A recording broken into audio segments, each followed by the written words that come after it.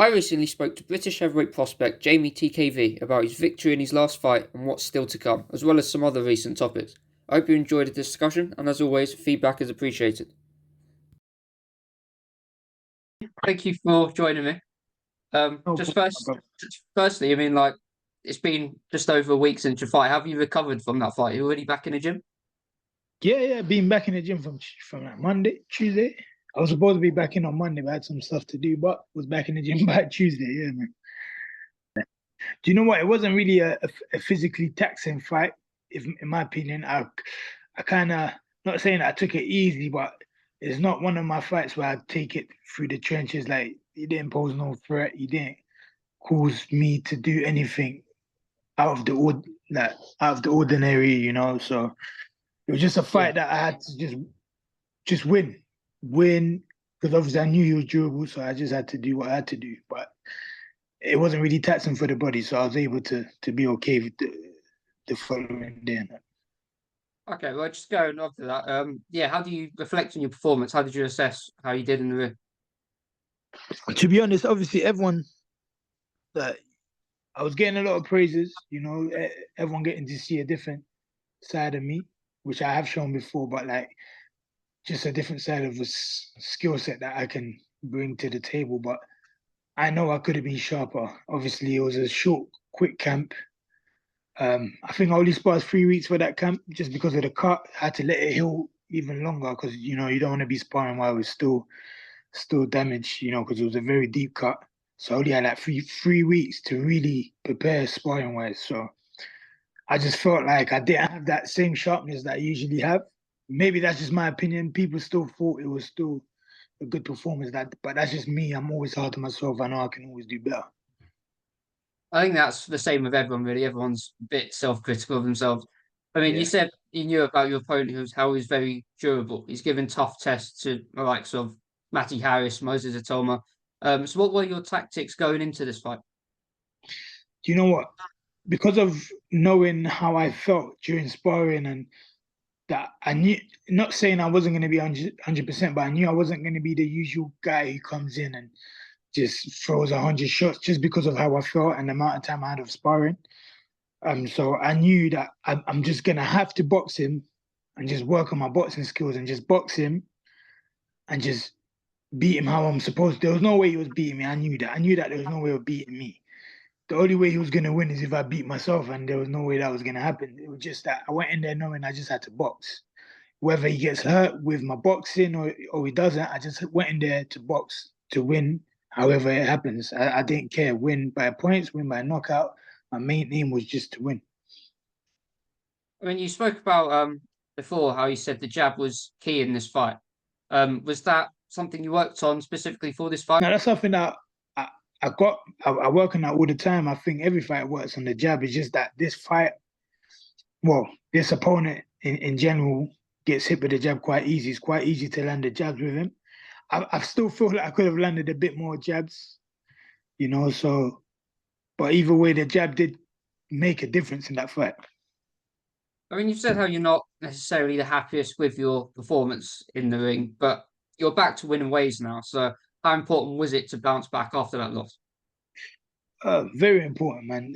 Look, it's good to get back on track. You know, it's good to get back out straight away after like such an injury. You know, it just puts that in the back burner. It just puts that away, and you just move on from such an L. You get what I'm saying? And hopefully, I can get that guy back, and then we can make things right. That's all. That's my aim right now is to push on and to avenge that defeat and just push on.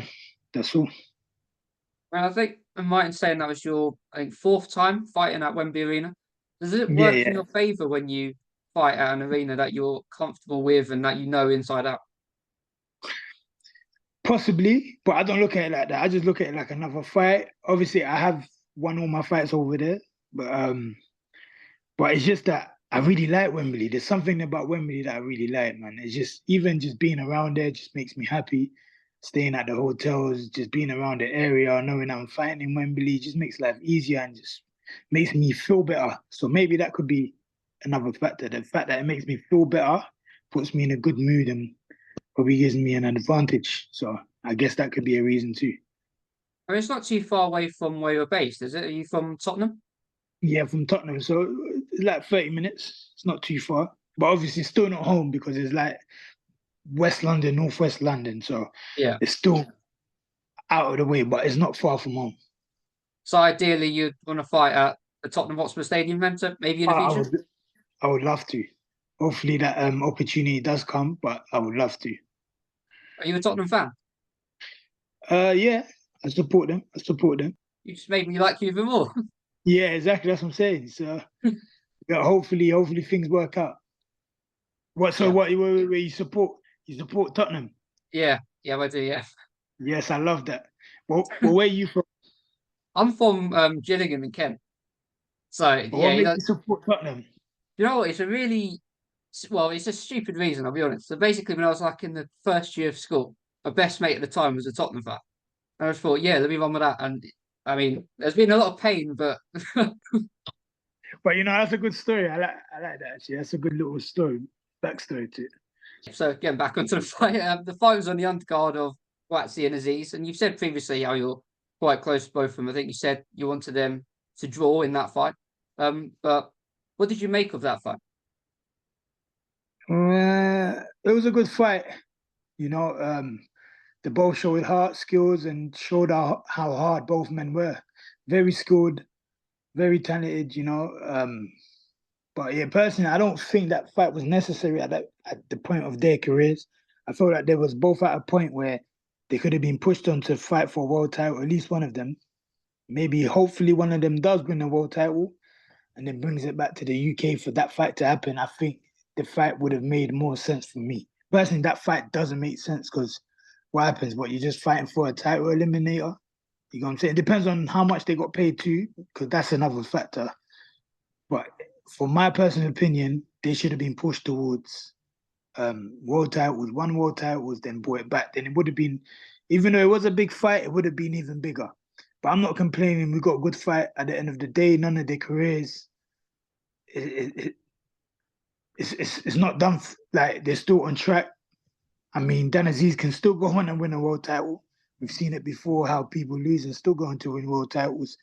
And Buatsi, I can still see him going on and winning titles. So it doesn't matter. They fought now, even though I feel like they probably should have fought when they had world titles. But you know, either way, I'm happy for both of them. You feel the same way about the Adam Azeem and Dalton Smith potential matchup? People are saying it's a big fight, but it could be made even bigger down the line. Um, possibly could be made bigger down the line, but with them two, I don't know. Do you know what? Personally, I think Dalton Smith should probably start pushing on. Not saying that he's not pushing, should probably fight, maybe start pushing up towards European level. But I guess Adam Azeem's at European level now. He's basically gone past British. So I think that's what Dalton Smith is doing, right? He's going toward European level, which is why he's talking about fighting Adam Azeem.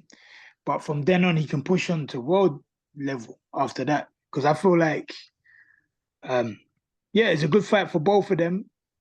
To tell you who wins, I wouldn't know. But yeah, man, it will be a bigger fight later on down the line. I'm just sticking to the card that you was on. The one who sort of grabbed all the headlines was Ben Whittaker. I think there's no denying that he's a very talented boxer. But what are your thoughts on the whole showboating thing in it?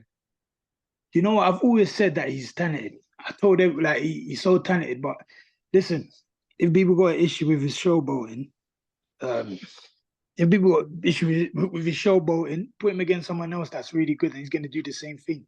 But the problem is, we had Prince Nazim. I'm not sure because obviously I wasn't around during his era. So I wasn't sure if people hated him or loved him. But from what I've taken off Prince Nazim was that people loved him. And Prince Nazim is a showboat. If you watch his videos, he's probably the king of showboating. You know what I'm saying? And Ben Whittaker is so sharp, so slick, and he's doing the same thing, but he's being hated for it. And I don't. Do you know what? I know how skilled he is. He's very skilled, and I feel like he can handle himself. But even I don't know. Personally, I like it. It's very entertaining for me, so I have nothing to complain about. I really like watching it. Do you think he'll probably be more appreciated if he was to fight in the United States? Possibly, because you know how it is in America. All that skill set, showboating. There's a lot of it in America. You got who else? Is it Boots? You know Yeah, Boots. Jaron Ennis. Yeah, Jared. He's not saying he's got a similar style, but he's as slick, he's as sharp, and he's as flamboyant. You get what I'm saying? So maybe he would be appreciated in America a bit more. I think we might even end up seeing him fight in America sometime soon. So you never know. Well, I'm looking forward to seeing where his career takes him. I mean, just moving on to the March 31st card, Fabio Wardley versus Fraser Clark. Is that card you'll be looking to get onto? Hopefully, we just got to wait and see. That's a good card, and we got Fabio. I think Fabio's going to win. And Chris Congo with Marku, and I believe Chris Congo is going to win. Both we all train at the same gym too, and I have a lot of belief for both of them. So yeah, I do believe both of them will do the job. So hopefully I can get on the same card, which will be brilliant. Do you have any opponents in mind at all? There was one guy called Jordan. I think his name is Jordan Dalu. You heard of him? Oh, I think so. Yeah. I don't know if you should step in the ring with him though. Yeah, I heard he's dangerous. Now, there's no opponents at the moment. You know, there's no opponents, but obviously, when we get closer to the time, we start looking at opponents. But obviously, I'm not even on the date, so I'm doing. So we don't know if we're even on the date. I might even be fighting in April, May. Just don't know. We're just gonna wait and see. I mean, you said you wanted to stay active throughout this year. How many fights did you want to compete in? To be honest, I want at least 4 or 5, at least. I think that'll be a good amount. Just going on to this could be a big year for. I mean, it could be anyone in the heavyweight division. There's so much talent that just one fight could propel them up so much. What do you see for yourself by the end of 2024? What do you hope to achieve? Hopefully a title. 102, I don't mind. Just hopefully a title, man. I just want to win something. Fair enough. All right, Jeamie. Yeah, thank you very much for talking to me. I've really enjoyed your fight. Congratulations on that win. I'm looking forward to seeing you back out there. I appreciate it. Now, do you know what? Anytime that you're gonna go, that I do have a press conference and you're gonna be around, let me know, and I'll always have time for you, man. Don't worry about that. Yeah, thank you again for talking to me. Nah, no problem, I've Wish you appreciated the it. best of luck in the future. Thank you. Thank you.